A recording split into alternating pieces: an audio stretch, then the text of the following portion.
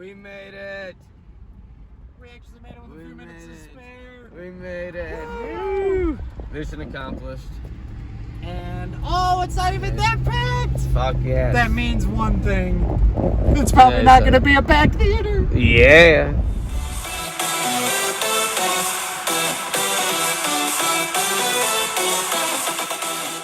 Hey guys, how you doing here today? It's David here. What's going on? It's Alec, guys. Hell yeah, and Alex here again with me. This is a little bit of a different review. Usually you guys don't see Alec for like an in-defensive review. You guys can't guess already though. We are probably sitting in a car right now. We're just saying.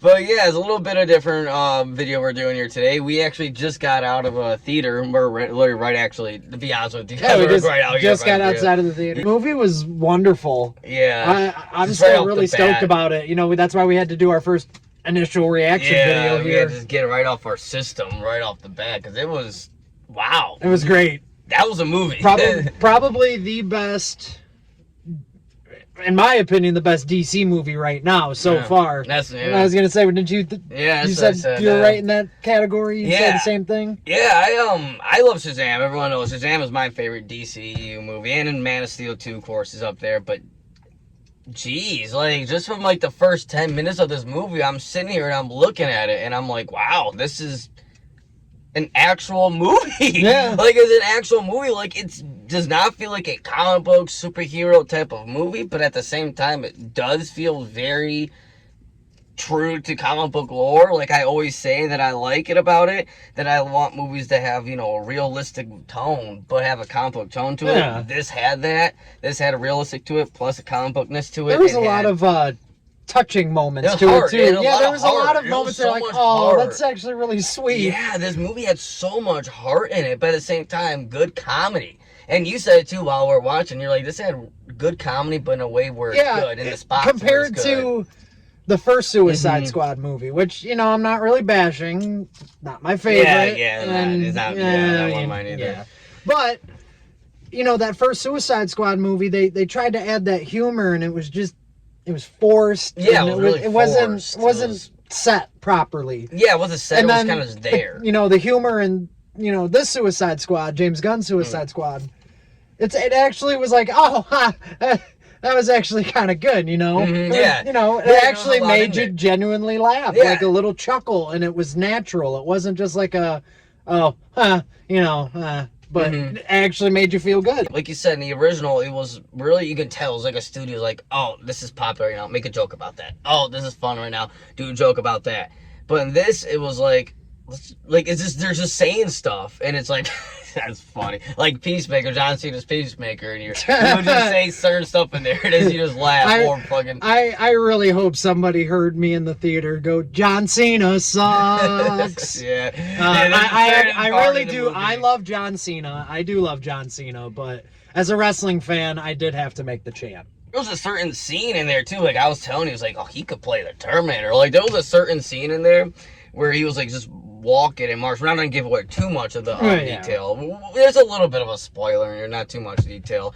They're all bad guys in here, so we all know John Cena's they're all bad guys. It's a bad guy movie. But there's a scene in there that he just is walking, and I'm like, dude, he looks scary. Yeah, he could be the Terminator. He could be the Terminator. He looked great. And I was about to say just John Cena's character development, but every character, even the characters that die early on, and by the way, this is a spoiler, do not get attached to anyone in this movie, because literally anyone, and even if you think that they're not going to kill them off, something happens to them. Yeah, something does happen to them. Yes, and even from the beginning, you know, when they have their first crew go out, and they all get, you know, kind of, most of them at least get off. That was hilarious. And you would think by the trailers that some of these characters would have a bigger role, but they're kind of just. That's all I'm gonna say. Yeah. Hey, but it's the Suicide Squad. That's the whole point of it, and that's what one of my biggest problems with the first one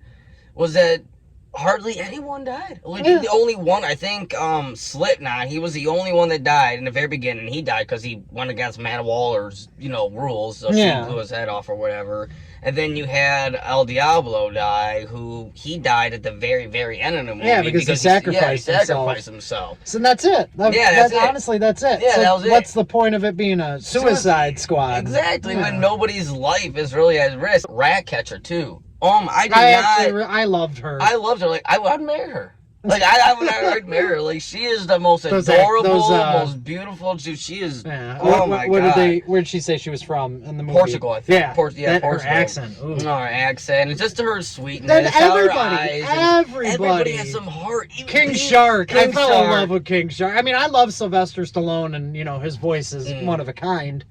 But King Shark's character alone, just like, you can't help but, you can't not love him. Yeah. He's one of those characters that if you don't like him, there's a problem with you. Yeah. So, you have no heart. You have no soul. You can't love King Shark. No, honestly, you're right. Every character in this movie, even down to Weasel. Yeah. Even down to Weasel. You had a reason to love all of them. Yeah. All of them. At least the ones that, the movie wants you to. All their powers. Yep. All their powers actually had a purpose. Like, they actually use their powers, help them in certain situations to get them out of situations, and their powers are there to help them. Yeah, so exactly. And every person on this team, you're like, okay, I get why you're here. I get why they're putting you here. I get why they're putting you here. Every person in this movie, their specific power always came into play. Even at times you didn't think it was going to work out. It was like, oh, wait, that's perfect. Yeah, exactly. Put two and two together. Yep. This is all kind of, by the way, this is all our just literally initial thoughts. We just got in the car, we didn't even talk, but he's literally our just initial thoughts. Bloodsport. Yeah. His character, I loved his relationship with him and his daughter. In the first Suicide Squad, you had the relationship with Will Smith and his daughter. Yeah. And it was just cookie cutter relationship. It was basically, look at that, we're getting an audience. Oh yeah, we got an audience now. Look at that. People are saying it. But yes, we are crazy. Yes, we're just filming each other talking. That's what we're doing. But because in the first one, his relationship with his daughter was basically, cookie. They're like, oh, you're the perfect daughter, the perfect sweet daughter. Oh, I'm the dad I'm a bad guy, but I'm trying to do the right thing for my daughter. It's the cookie cutter, same thing we see in every single movie. This was cool. I liked on this. They have a real relationship. Something that you would expect from a estranged father and daughter. Yeah. Exactly. Honestly, everything. Everything. If we're gonna keep this short, everything about this movie was wonderful. We saw it in IMAX too. Yeah, we did IMAX. We had to clarify. We saw it in IMAX. I highly recommend seeing this in IMAX. Or 3D. This is a movie I would see it in 3D. Oh yeah, with all those rats running. Yeah, exactly. God. Peacemaker, and there were certain scenes in Peacemaker too in there where it was like, dude, he stole the show. And at too, just hey man, John Cena. I knew he did good. It was a perfect role for him. I knew when I was 8 years old, when I first started watching John Cena. I was 8 years old. That was 20 years ago. Holy shit. Yeah. That was 20 years ago.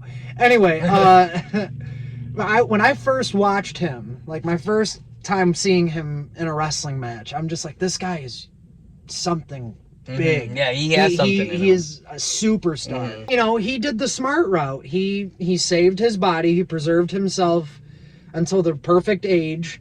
And now he's doing, what The Rock did. He's capitalizing on the type of acting that he's good at. And he's good at it. He was an awesome peacemaker. Yeah, being a douche, a comedic soldier douche. Yeah, he was the perfect peacemaker. Pretty much our initial thoughts on it. Kind of, it was, like we said, probably our favorite DC movie. I think we gotta agree. I completely agree. I gotta say, this movie was, go out and see this right now. It's not on HBO Max, but go out and see it. It's well worth going to the movie theater for sure.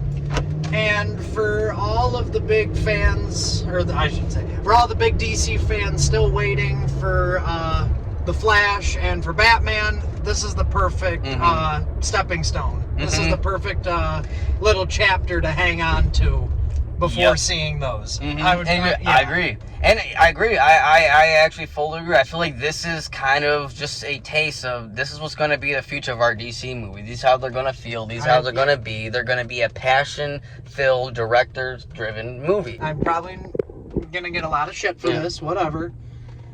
With the way I see the DC universe right now going, I could see them overtaking Marvel at some point. As one day. At some point. Based on the quality of movies. I mean, they're always going to, base off of ratings and money and all that shit. And, like, the casual fans will probably always go towards Marvel. But when it comes to the quality of superhero movies, despite the rocky start that DC did have, fuck you, Warner Brothers, I could definitely see, the quality of DC movies in the future overshadowing anything that Marvel has done so far. Yep.